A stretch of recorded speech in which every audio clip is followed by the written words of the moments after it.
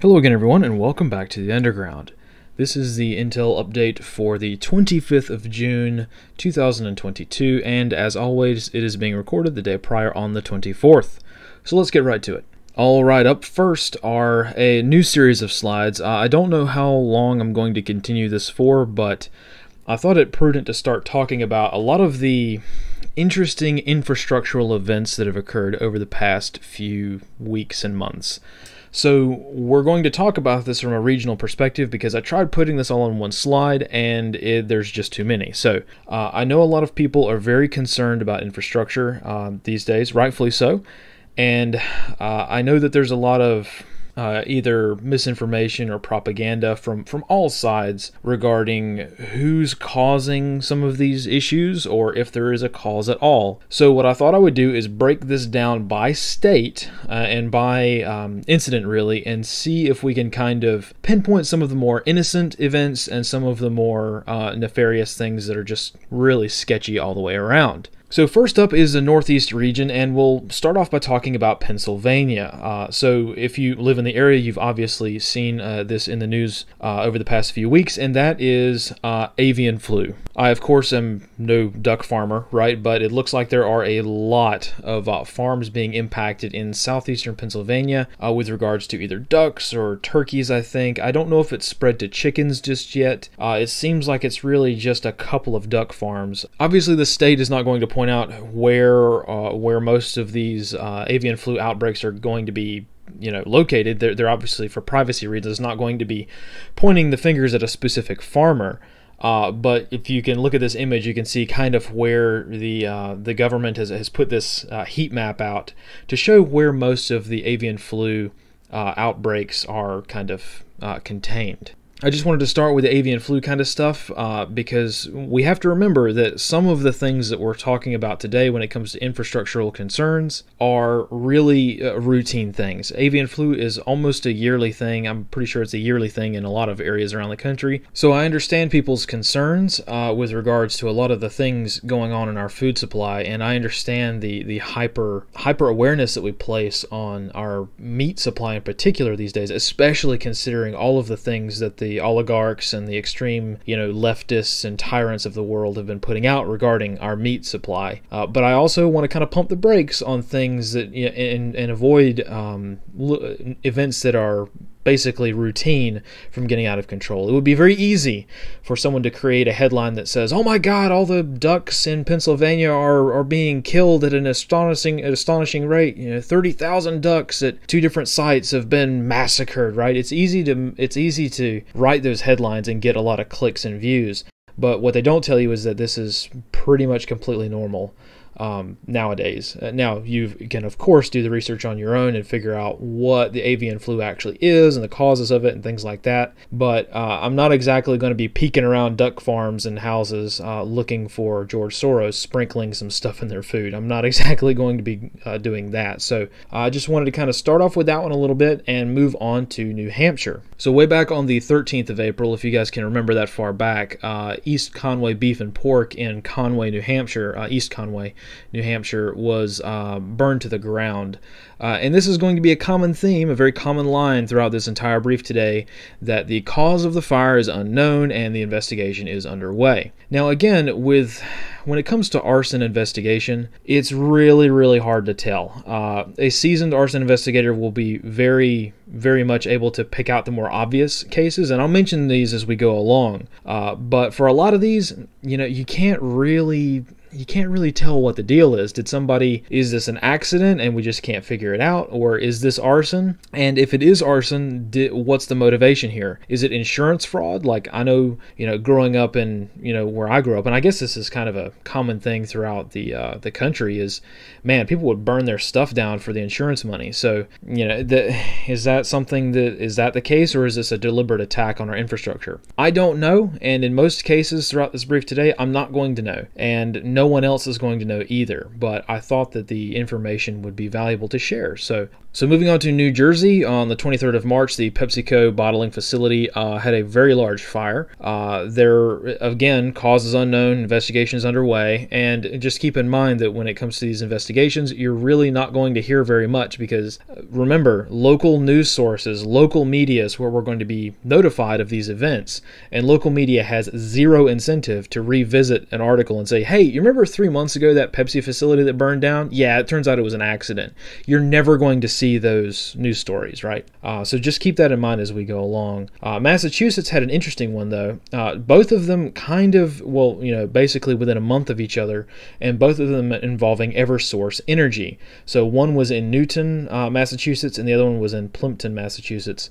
Both of them were fires at electrical substations. So the first one, or actually the most recent one, in June, on the 20th of June, was, it looks like a worker might have been involved with that one, so it may be accidental, I don't know, pure speculation. The other one, though, back on the 30th of May, was allegedly due to malfunctioning equipment, and again, the local sources really provide no information on that whatsoever, so hard to say what's going on. But I did think it was interesting that there were two of those incidents very close to one another in kind of the same general area, right on the outskirts of Boston. So very interesting, and I guess we'll have to do some more research and figure out what's going on with some of that.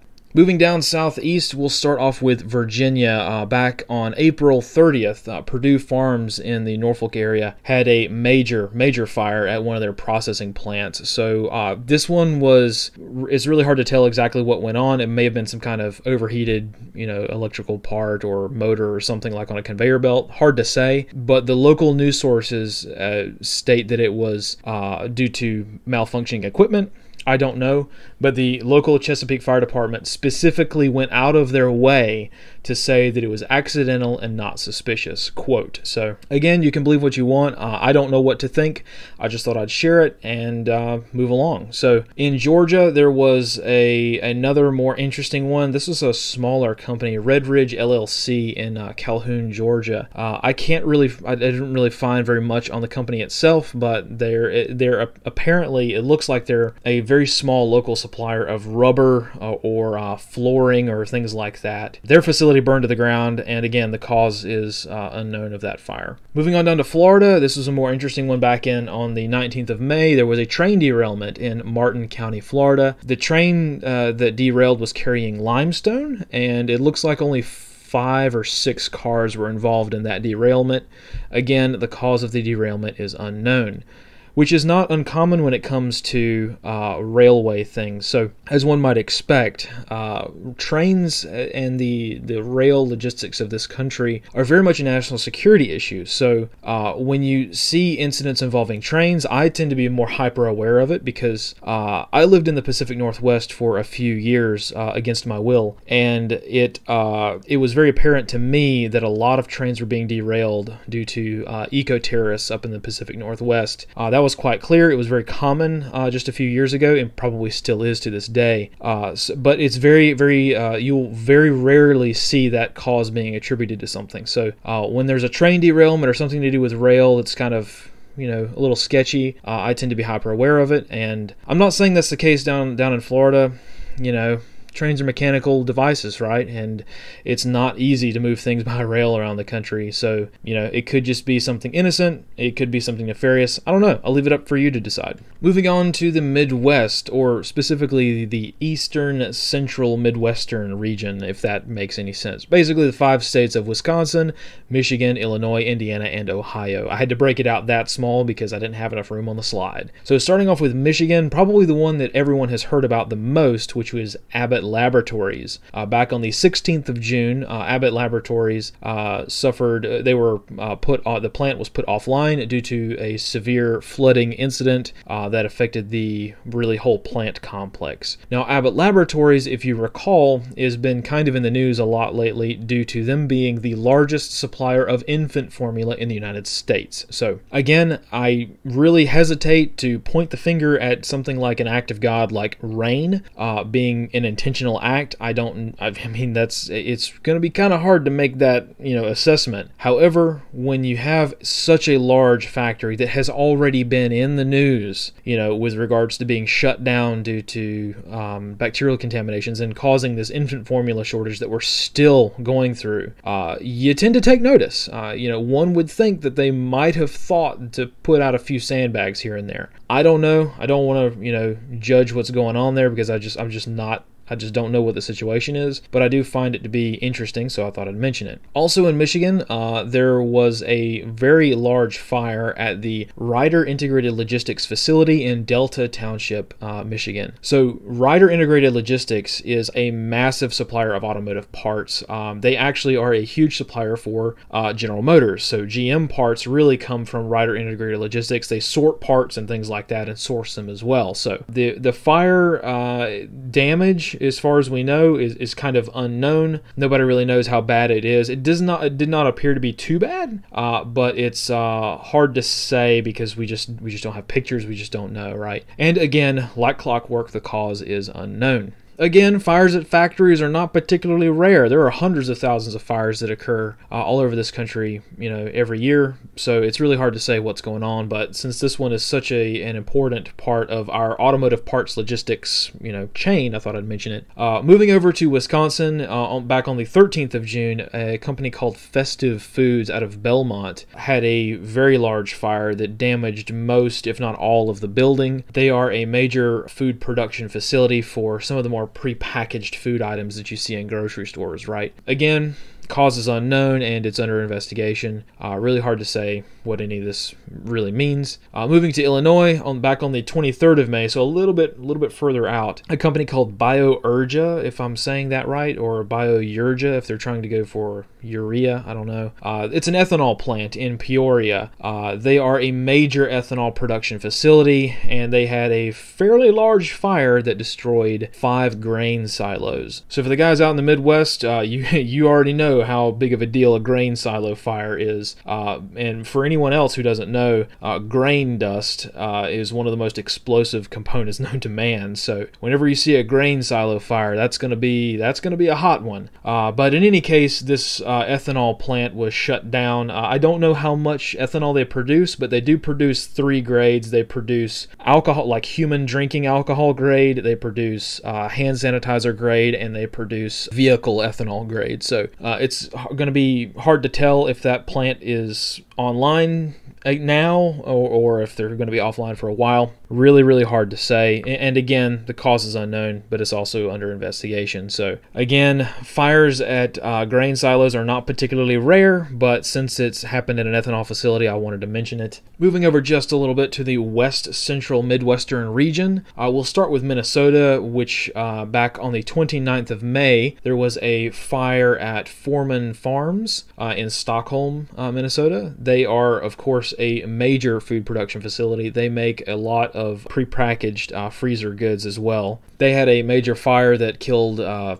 few tens of thousands of chickens, and again, the cause is unknown and is under investigation. With this one, we don't know if the fire affected just the chicken houses or if it affected the production facility. Can't really tell. But also Minnesota, again, really throughout the whole month of May, they had a whole avian flu outbreak at multiple sites around the state. In Minnesota, it looked like it was mostly affecting the turkey supply, with many news sources, if you want to believe them, quoting 3 million birds affected so far. So this has, again, been kind of a quasi-normal thing. I hate to use that word normal when we're talking about any kind of, malady, but the avian flu is certainly something that it just happens every now and then, and it's been happening since May in Minnesota. Moving down to Missouri, on the 2nd of June, the Paris Brothers Incorporated company, they're from the Missouri side of Kansas City. They're a major cheese production facility. They had a listeria contamination, so a major recall of a lot of different cheeses. You can go to their website, you can go to the FDA's website and figure out if you have that cheese.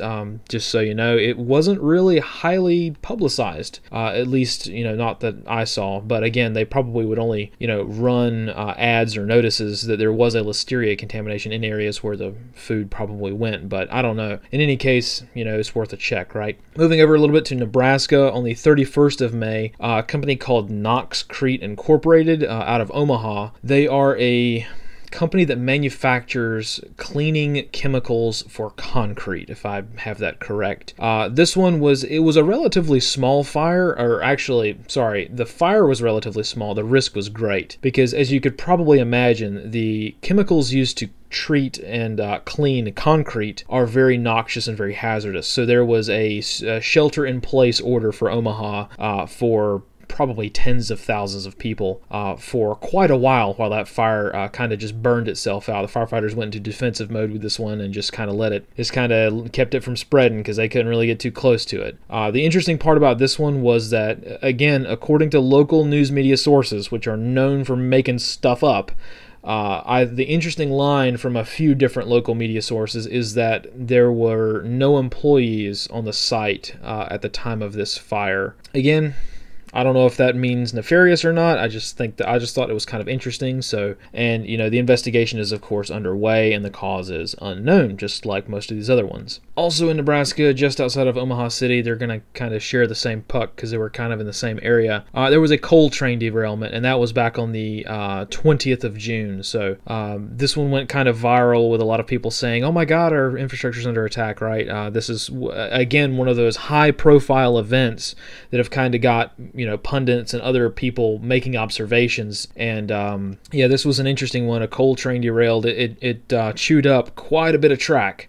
So it looked to me like maybe a quarter mile of track was pretty much had to be replaced due to this derailment. But yeah, it was a train carrying full dozens of cars worth of coal, and derailed. So again, no cause to the derailment, and it's under investigation. Again, like I mentioned with rail things, you're not gonna get a cause, right? They're not gonna let people know what caused this train to derail, lest people get some ideas from the internet, right? Moving up to South Dakota, back on the 14th of April, there was a pretty big fire at a cabinet manufacturing business park. I don't really have a specific name for the business. There were a few of them there. It's really hard to tell exactly what business. Even the local news media couldn't figure it out. They just said cabinet manufacturer or cabinet factory in Blackhawk, South Dakota.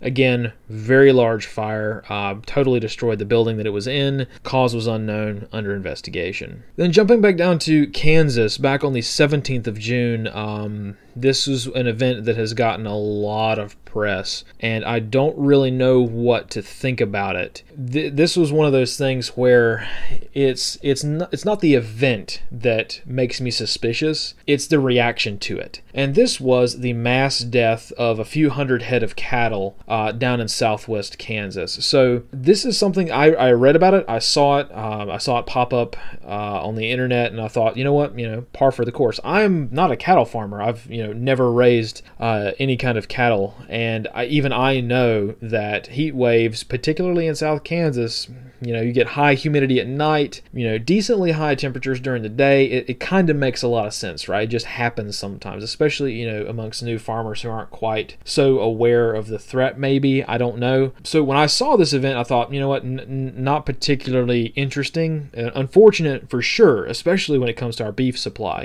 A couple hundred head of cattle are probably not going to make a big difference, but still, it's like, it's still unfortunate to see. However, when I started noticing the intense, we're talking like military grade media blitz here to cover up this incident and just make it disappear from the internet, my interest got piqued a little bit. And anytime I see fact checking on something these days, I'm very highly suspicious. So I wasn't suspicious about this incident before, but again, maybe it's my own bias, maybe it's just my own experiences, right? How often we equate bias with experience, right? In any case, my own experiences make me think, when someone's trying to cover up something this hard, maybe there's something worth covering up, maybe? I don't know. Clearly, a lot of the more leftist media groups see this incident and they think that there's something to it, even when there might not be. You read any agricultural journal and they're like, yeah, man, that was unfortunate, but, stuff happens, right? But the leftists clearly don't think that. They think that this was, maybe the leftists think that there was something more to this, so that's why they're trying to cover it up. I don't know either way. I just thought it was very interesting that out of all of the events that I've been able to find and put on these slides, this is the one that had absolutely, hands down, the most fact-checking. There have been so many articles written, and we're not just talking like a little banner on a tweet, right? We're not talking about a little call-out box on an Instagram post. No. We're talking about 5 or 6 pages of a website talking about how, oh, this is fake news, this is, this, and this. And it's like, interesting. Very interesting to see that. So I thought I would mention it. I personally, I think it's going to be pretty hard pressed to find there was anything nefarious to do with this specific cattle death, but I'm very interested over the amount of fact-checking activation over this particular incident. So we'll move on down to the Southwest. Down southwest, we have Texas, and again, this is one that, to me, is not particularly, nefarious on the face of it, except for considering all of the other stuff that has happened, and especially the targeting we've seen in our energy infrastructure. So, in Texas, back on the 8th of June, Freeport LNG out of Freeport, Texas, had a very large explosion and a fire at their facility. And the facility will not be online to full capacity, at least, until September. That's kind of the quote that Freeport LNG has given out to everyone. Again, the cause is unknown and the investigation is underway. From what I can sort of guess from a lot of the local news media sources is that it might have had something to do with venting, emergency venting or something like that, of vapors and things like that. Incidents like this, fires, explosions at refineries and production facilities, POL production facilities, are not particularly rare. They happen kind of a lot, so it's not surprising. However, but when you see something happen at such an important place, you kind of look twice, right? Especially, 5 years ago, we would have said, oh man, there's a fire at, Freeport LNG, that's too bad. But nowadays, we immediately want to point the finger at something nefarious because of how important it is. Freeport LNG produces, or really rather processes, 20% of the LNG that we export from the United States. And we're already seeing countries that we export liquid natural gas to, they've already said, hey, we're going to immediately have to go to the Saudi markets to fill this demand because your facility's offline. So other countries kind of got the shaft with regards to that. Freeport LNG, it's not a small complex. It's a huge complex, and they do thousands of different things there. So I don't know how much of the LNG that is produced or processed or shipped in or shipped out of the Freeport facility where there was the fire. I don't know how much of that's going to affect American prices for energy. I don't know. I just think that it's probably going to affect the export market more. But again, it's really hard to say. Moving out west, let's start with Oregon. So we've got to go back kind of, to the end of my sort of very loose criteria for reporting, back to the 19th of April, where there was a massive fire at the Shearer's Foods food production facility in Hermiston, Oregon. So from what it looks like, that facility burned to the ground and was basically a total loss. Again, cause unknown, investigation underway. But yeah, also just the very next day, on the 20th of April, Azure Standard in Dufur, Oregon, that facility burned to the ground as well. Now, I don't know if that fire burned the HQ building. It looks like it took out their office building rather than the actual food production facility. But again, Azure Standard is a pretty big producer of the green, bio, ecologically sound, organic foods around the country. So they make a lot of that there. So I thought it was kind of interesting. You have two major food production facilities up in the Cascades of Oregon along the border there, and they both burned down very, very close together. Again, some people would say, oh, it's just this misattribution, right? Causation versus correlation. I don't know. I'm telling you, I don't know what the correlation is here, if there is one. I'm just saying that it's a very interesting case where you've got a lot of this stuff happening kind of in the same area around the same time.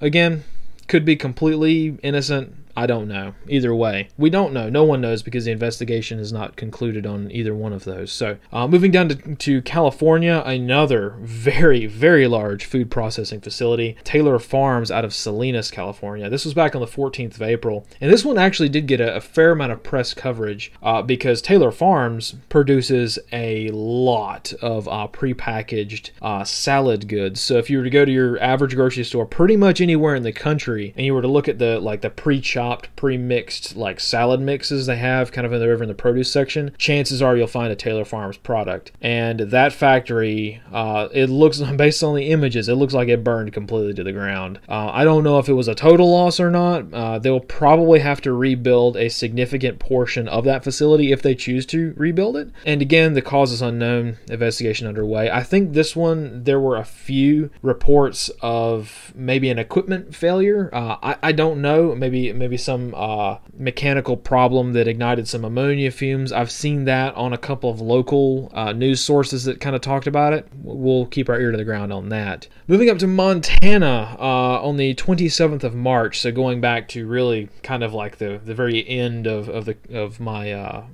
when I started looking for these kinds of things. There was a very large fire at the ExxonMobil POL, or Petroleum Oil Lubricant Refinery in Billings, Montana. So that facility up there in Billings, Billings is well known for hosting that. It's a very large, it's like several hundred acres, maybe several hundred square miles, if I remember correctly, of a combination of refining, transporting, some pipeline stuff. There are a few wellheads out there, if I'm not mistaken. I don't really know much about the facility, but I know that it's a pretty big facility in the area. And again, causes unknown, investigation underway. It's really hard. I couldn't even find any pictures of what the damage was. I guess we'll have to find out what that is if we find out what it is. Again, just like rail logistics, anything regarding a fire or some kind of, even if it's like something intentional, especially if it's intentional at a POL facility, you're really not going to hear about that, right? So moving to Idaho, back on the 14th of April again, so a few months ago,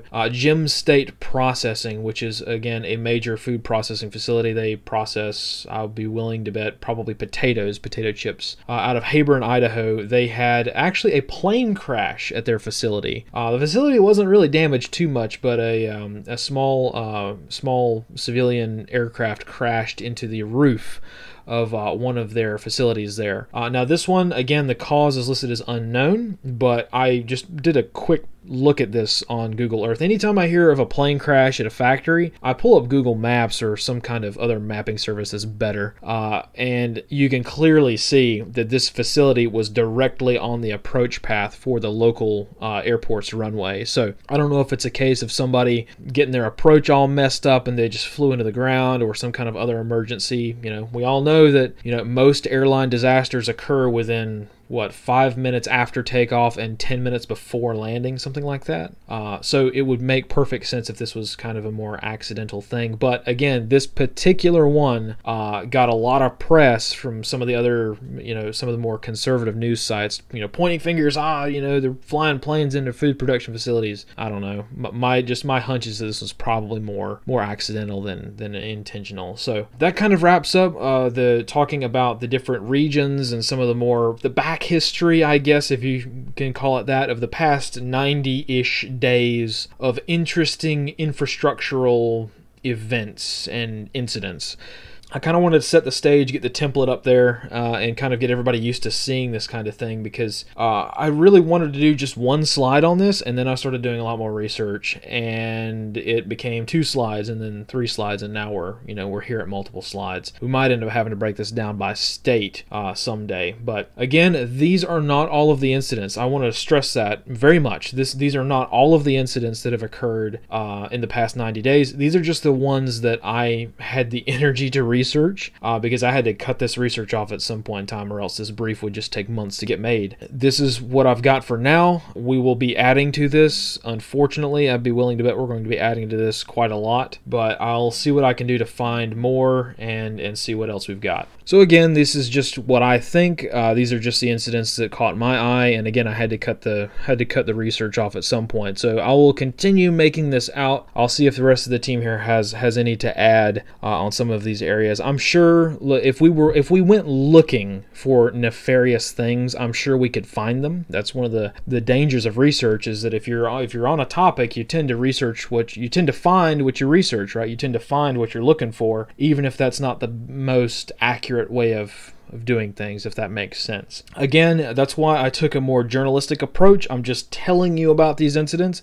You can think what you want, and I've given my opinion on a few of these as we've gone along, and I'll continue to do that in the future, but I don't want to put too much emphasis on some of these incidents because I just do not know. I think that at the end of the day, doesn't really matter. You know, man, if we found out that freaking Bill Gates himself snuck into the ExxonMobil facility in Billings and set fire to the sucker, would that make any difference whatsoever to you if that occurred, or if it was a complete and total accident? The result for you is the same, right? You're impacted, your POL market is impacted. You know, same thing with the food shortage, right? If it's a legitimate, you know, listeria contamination or a legitimate fire that was just a legitimate accident, or if it was something intentional, does it matter? Are you going to stop the intentional acts from happening? No. You know, our nation's silent services, right? The national counterterrorism groups and federal law enforcement agencies that are supposed to be kind of on top of this stuff and have kind of, you know, this is kind of their wheelhouse and has been since their creation. I think it's, you know, they've made their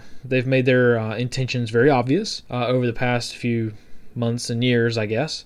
So I don't really know that if we can expect any kind of investigation into any of this stuff I'm talking about. So again, I just kind of wanted to temper expectations / pump the brakes on a lot of this stuff that it seems to be circulating around a lot of internet circles, and a lot of people are talking about it. Again, rightfully so. It's rightful to be kind of concerned about this stuff, but I just also wanted to point out, you know, something somewhat cynical, which is, you know, what are you going to do about it? You know, is anybody going to go out there and be able to have the intelligence collection capability to know when these facilities are going to be attacked, if there is to be an attack, right?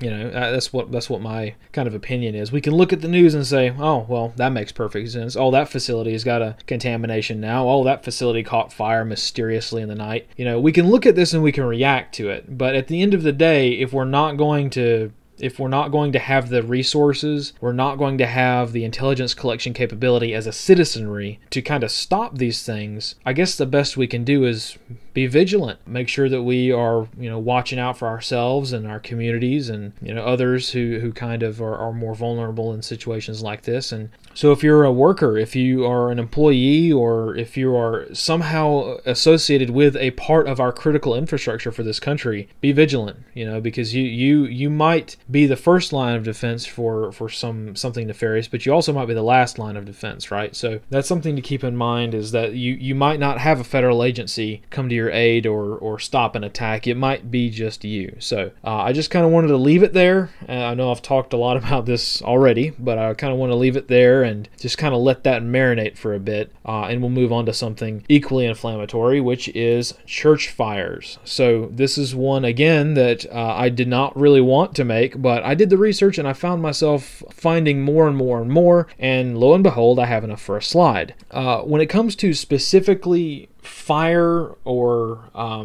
any kind of fire event, that's how I'll phrase it, any kind of fire event that occurs at a religious institution in this country is going to be categorized on this slide. Now, I'm trying to rule out the fires that were obviously accidental. Some of these fires you can look at and say, all right, that was obviously an accident. So the fires that I have listed on this slide are really the ones that kind of caught my eye. And of course, we're not going back very far. We're going back to maybe March, April. This does not kind of incorporate the January, February time frame, in which there were a lot, and even over the winter time there were kind of a lot, but I just wanted to kind of cut this off and stick with maybe a March or April time frame, last 90, 120 days ish. So again, just to kind of pump the brakes on everybody freaking out a little bit, I wanted to remind everybody to remember that churches, by their very nature, are very big targets for arsonists, or even just the average mentally ill individual, which a couple of these were definitely mentally ill individuals. So, churches are usually very large structures. They're imposing on their terrain. They're usually on the street corner or in some area where they have got a big parking lot, things like that. And they're usually unoccupied for long, periods of time. And in many cases, a lot of church buildings are of an older construction, right? So they're not made with the most fire-resistant modern materials, right? A lot of churches around the country are they've been made, either in the 50s or even before that. So they're not really made with materials that are hesitant to burn, right? So we have to keep this in mind, and we have to remember that not every church fire is caused by Bill Gates himself, And, I myself do not know the statistics of how many churches catch fire every year. I don't know. I know that hundreds of thousands of fires occur every year, and it's really hard to kind of make patterns and determine patterns with this kind of thing. All I know is that incidents like this certainly seem to be on the rise, or at least we are more aware of the increase due to everything that's kind of going on in the world. So maybe it's not an increase, maybe it's just us noticing it now. And as you can see, we've got 17 on this slide, and that's just the ones that I stopped looking. Now, interestingly enough, in my research, I hit a lot of barriers, which you would expect these days. Of course, using Google, you're not going to find these. You literally have to go and search for each state's local 4-letter, affiliate, mainstream news site, and then you have to search on those sites. So as you can imagine, this took me many hours to find, and a lot of these you're not going to find if you search for it. And newsflash, DuckDuckGo 100% censors its search results. So you can't even really go to a source like DuckDuckGo to find some of these. You really have to you have to search for the specific church name, and then you'll find an article for it, which I thought was very interesting. And as you can see, a lot of these are straight up arson. They either somebody was arrested, or they literally have a person of interest that they're trying to arrest, or they were caught on film arresting, setting the fire. Like for number 8 there, on the 11th of March, there were actually 2 churches. A Lutheran church and a synagogue was set on fire by a crazy lady somewhere. So that was kind of, it's a little bit more clear cut, but I didn't want to put it on there because it was such a brazen attack on 2 different religions, which I thought was kind of interesting. Usually, if you're going to see something like this, it's going to be some kind of fanaticism or somebody's crazy. So yeah, it's very interesting to kind of, once you put these on the map, you're like, whoa, there were kind of a lot. Again, I don't know if this is normal. I don't think it is. I've lived in America for kind of a long time. I've lived on both coasts for a decent amount of time, and I've spent a lot of time traveling around, and I can't say that I think this is a normal kind of thing. So again, just my opinion, but of course we'll keep an eye on these as we move along. But yeah, really all I can do is stick pins on a map, really, and just kind of tell you that I don't know what to think about some of these things. But it certainly does look to be a very palpable increase in this kind of thing, at least just based on my own very small sample size. So I guess we'll have to keep an eye on this as we move through the summertime. Up next, I wanted to specifically talk about Lake Mead and the water shortage that's been going on out west. So for many of you who live on the East Coast like we do, and water shortages are not really so much of a cultural thing as they are out west, I wanted to mention how serious this problem has become. If you've been listening to me ramble on these briefs for a while now, you will have remembered that I talked about this quite a few months ago, about the shortages that were going to happen, and now that we're here, I thought I'd kind of circle back around and talk a bit about how serious this has become. So out west, the Colorado River Basin and the Lake Mead specifically have been experiencing a very, very severe drought. Now, this is not a drought that has just kind of sprung up. It has been going on for a very, very long time. Some people even say it goes back 23 years. But recently, the drought has become deadly serious. Unfortunately, I don't really have a whole lot to say on the drought itself other than the fact that it exists and it's going to cause a lot of problems. So I'll just briefly kind of recap what some of those problems might be moving forward.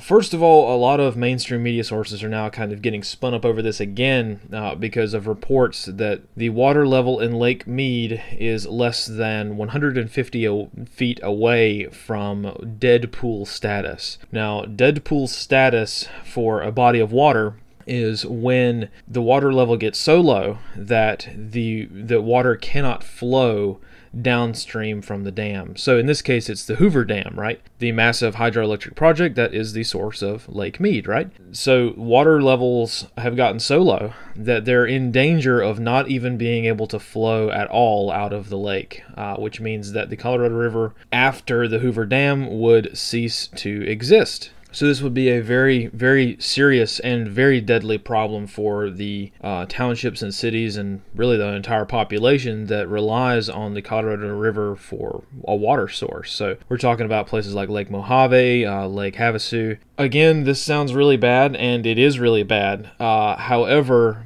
we don't really know, and when I say we, I mean the engineers who actually are working on this problem, that no one really knows if Lake Mead will get that low. This may still be a few years away. It might be a few months away. Nobody really knows. It seems to be a problem that might be a few years out from what I've been reading. But in any case, what is very true is that the water situation out west is very, very dire, especially for people who get their water source from the Colorado River. Now, again, just like I mentioned, when this whole thing kind of came to our attention and we started talking about it in earnest many months ago, the problem with this kind of thing, the problem with a drought, is that it's not just a drought. It's never just the drought, right? So when you have water shortages, it's not just the water that you have a shortage of, it's electricity, because the Colorado River provides a lot of electricity via hydroelectric projects to the surrounding areas. So you basically have all of these bad things compound at once. So you're out of water and your power's out, right? So it's not just one or the other, it's going to be both at the same time, or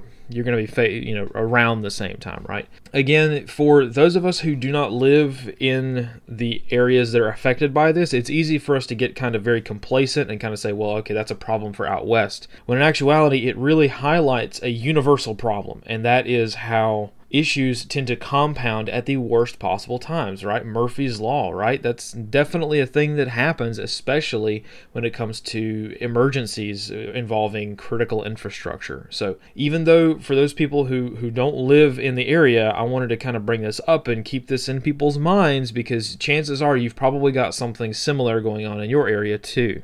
As far as when the situation out west will be alleviated, no one really knows. A lot of engineers are saying that this, we might get some water back this winter time. There might be some spring thaw next year. It really is hard to tell. No one really can give a straight answer on when this water crisis out west will alleviate itself. Yeah, it's very unfortunate. I don't really know what to say on it, like I mentioned, but I would say that if you're living out west, I would very seriously start looking into where your water comes from, and if you can add to your water sources with groundwater. Now, easier said than done, of course, but I just think that, my little 2-cent advice, if you want to call it that, is that the water crisis out west is illustrating two very big infrastructural problems: the water supply and electricity.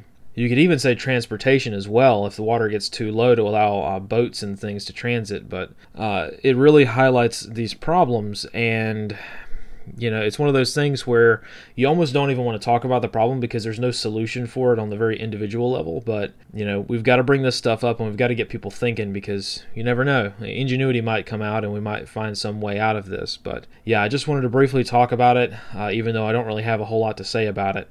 I've gotten a few people emailing us and DMing us about it, so I thought, hey, now would be a good time to reassess this now that we're kind of here, and the water crisis is most certainly very severe. And moving on to significant governmental actions, I kind of burned myself out this week doing a lot of research for a lot of other stuff, so I don't have a whole lot to go off of today for this kind of stuff.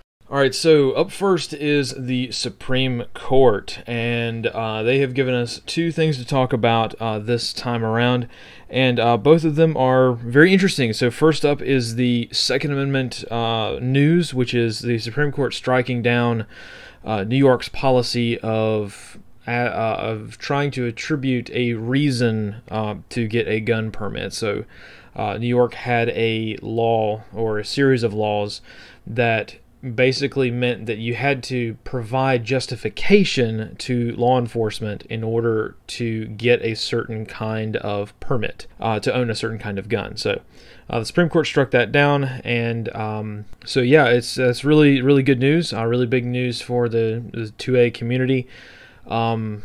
Me being me, I want to think, all right, what's the angle here?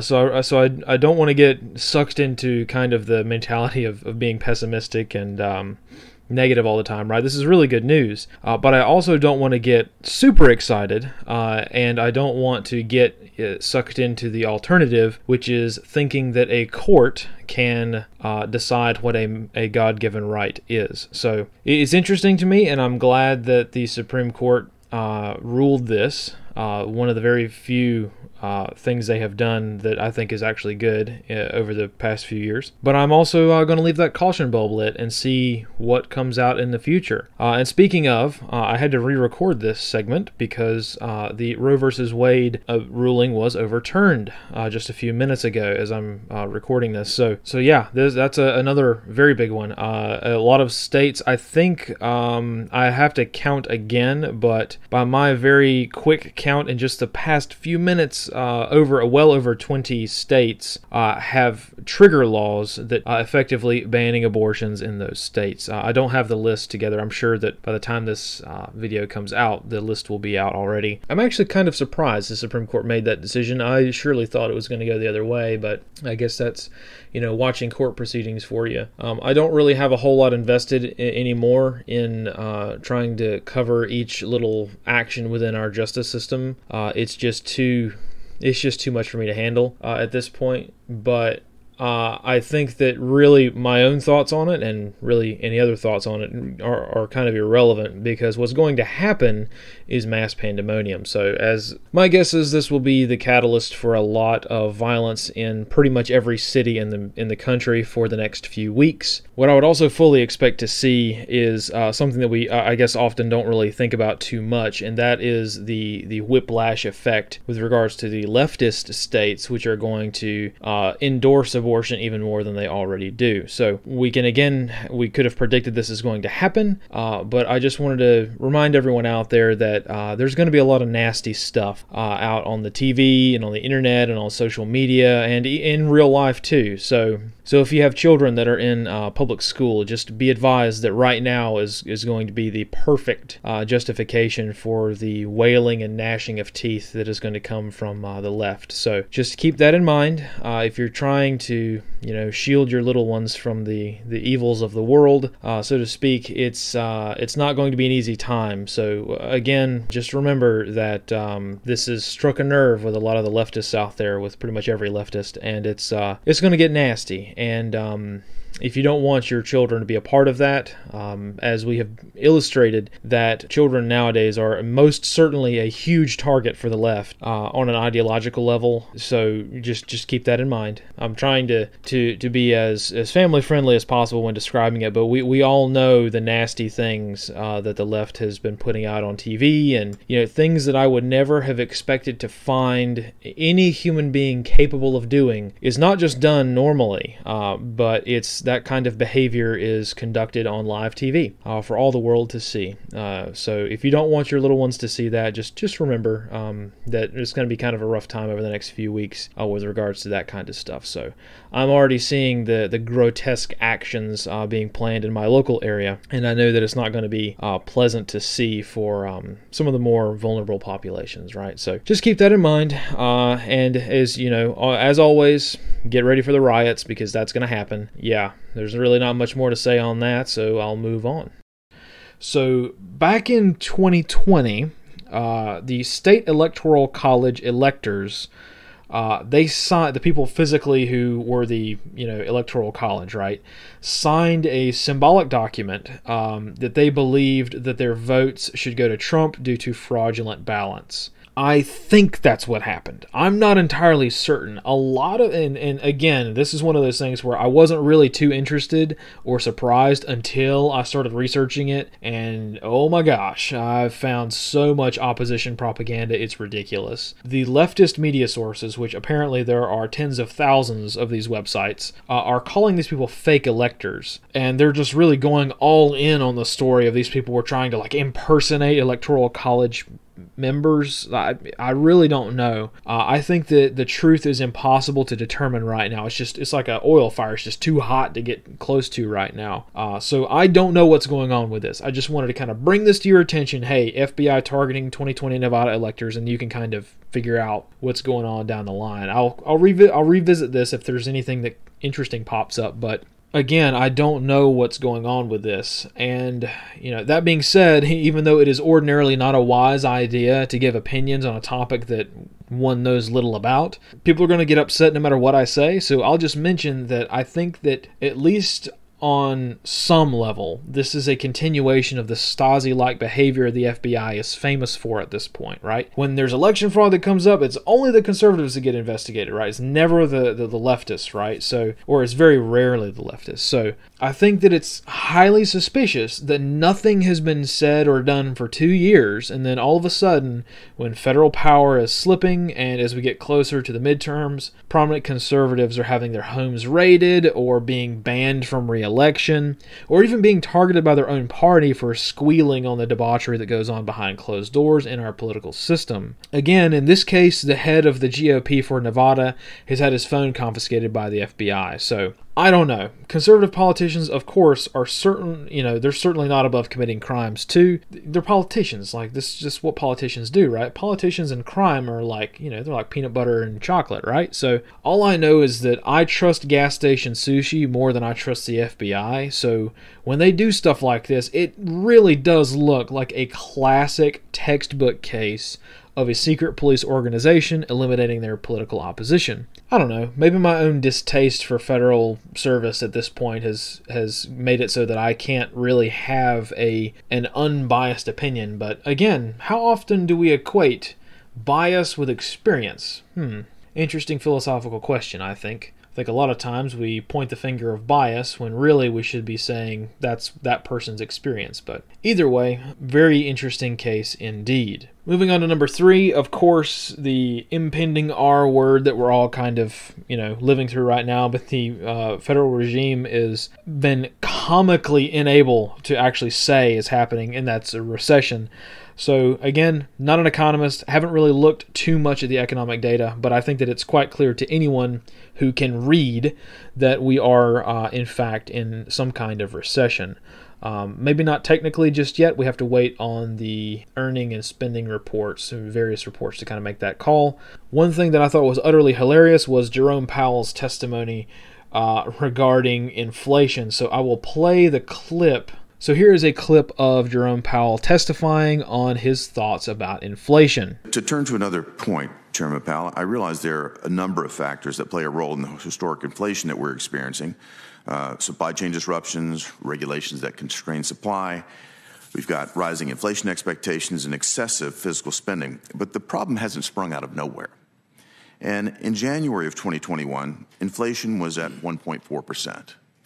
By December of 2021, it had risen to 7%, a five-fold increase. Now, since the war in Ukraine began in late February, the rate of inflation has risen incrementally, another 1.6%, to a current level of 8.6%. So again, from 7% to 8.6%.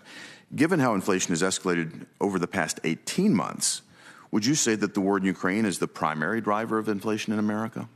No, inflation was high before, certainly before the war in Ukraine broke out. And here were some of my first thoughts upon hearing this line kind of making its way around the internet.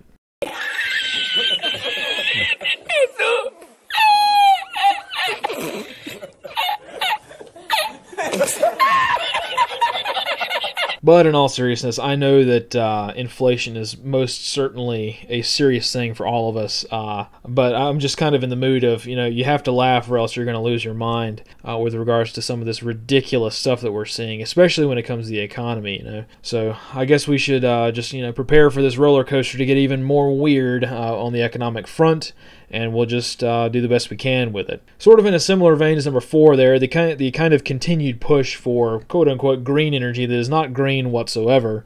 I just think there's just been so many random events that I've just kind of caught wind of over the past few weeks that are just utterly hilarious. Like people pushing these electric cars, and then the people who make the electric cars saying that they run off of 95% coal. The electricity that actually power the cars comes from coal. So it's like, what's the point?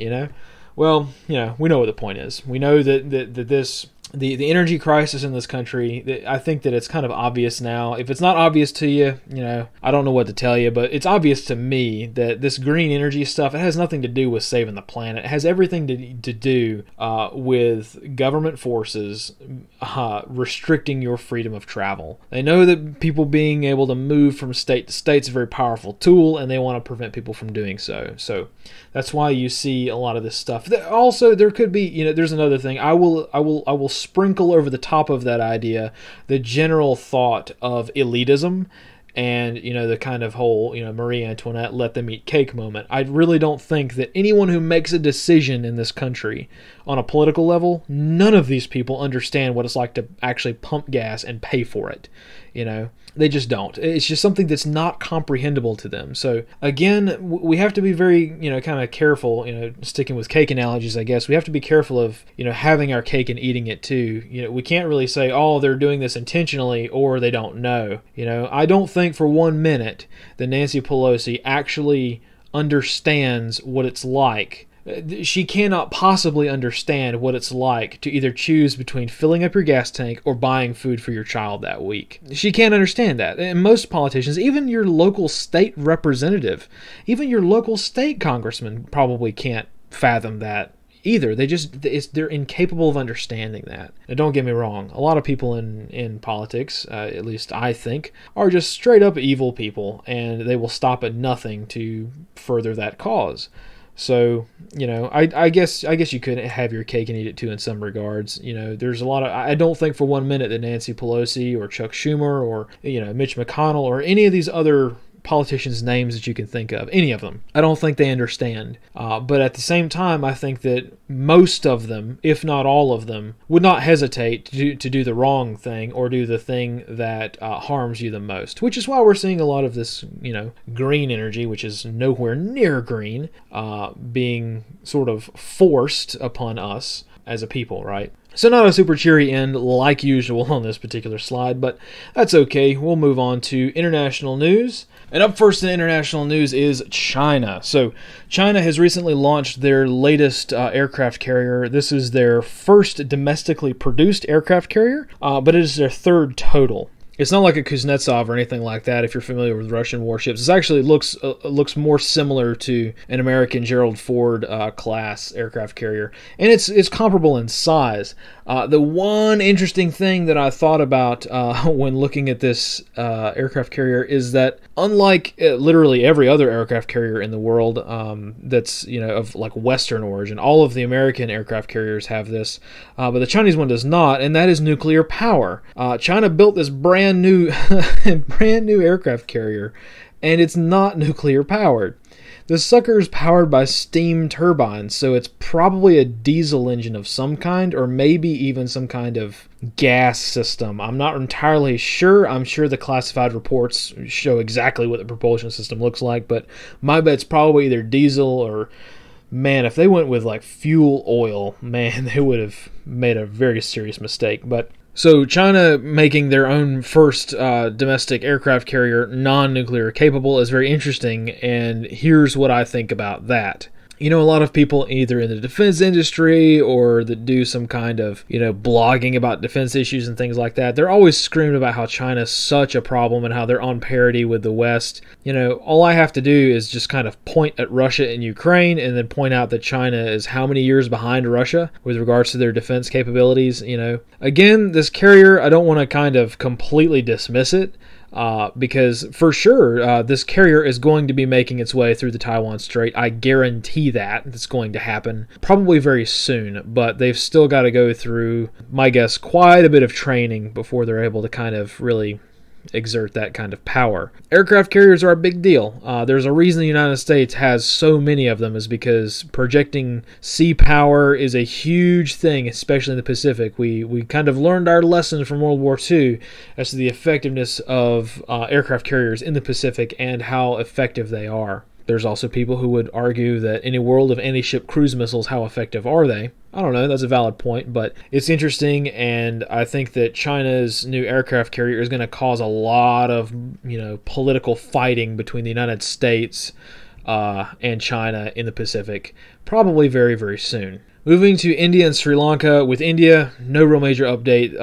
The food situation is dire there, but again, moving to Sri Lanka, the situation has gotten very severe. Their prime minister has stated that their government has collapsed. So if you're looking to see, what the collapse might look like, we like to think about these things in Western terms. Look at Sri Lanka, and that's exactly what's going on right there.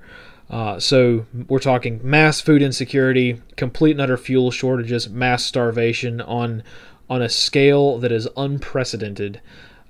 These are the kinds of things I would expect in Sri Lanka very soon. Now, again, NGOs and international organizations will probably step in at some point. I don't really know how that's going to work out, because Sri Lanka is kind of a big country. We tend to look at it just like, an extra district of India, right? But it's a whole country, it's a whole nation with a whole people, right? So it's going to be very challenging to feed the amount of people that need to be fed in order to avoid mass starvation in Sri Lanka, which is already underway. So, very tragic case, but we're going to be following it quite closely, because Sri Lanka is tied to India, and India is a very big player in the, obviously the Indian Ocean, but also throughout the Southeast Asian region. Moving to Europe, Crow has been on the menu for Germany, as they have had to resort to very drastic measures to make sure their energy needs are met at a time when they both decided to get off of nuclear energy, and Russia decided to shut off or reduce their natural gas supply. So, brilliant move for German politicians. In fact, a lot of people have noticed, and it has been public record, the politicians admitting, the German government admitting that they are restarting coal power plants in order to meet their electrical needs. Because, shocker, they can't get all of their electricity from renewable sources, and like the geniuses that German politicians are, they shut down their nuclear power plants right when Russia was ramping up their rhetoric with regards to Ukraine. So, here's what I think about this whole situation.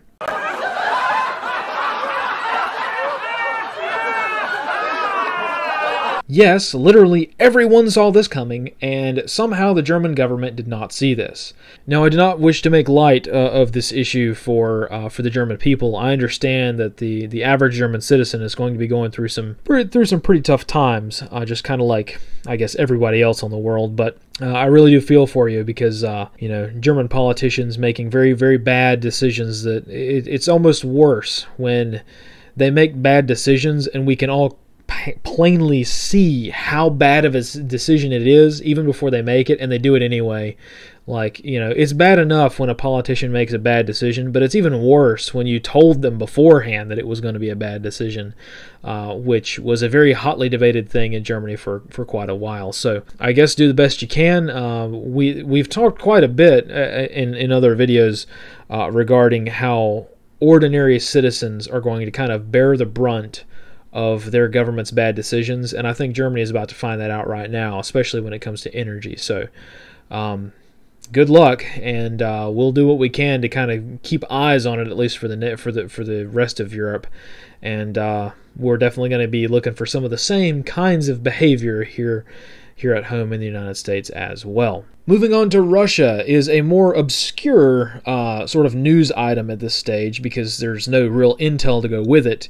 And this news item is the death, or rather the murder, of Vadim Zimin, I think is how his name is pronounced. Vadim was found murdered in his apartment a couple of days ago with several gunshot wounds, allegedly, is what a lot of Russian news media sources have been saying. But the murder is not particularly interesting so much as who he is. Vadim is the former carrier of Russia's version of the nuclear football. So he was very much Putin's right-hand man in that regard for many years.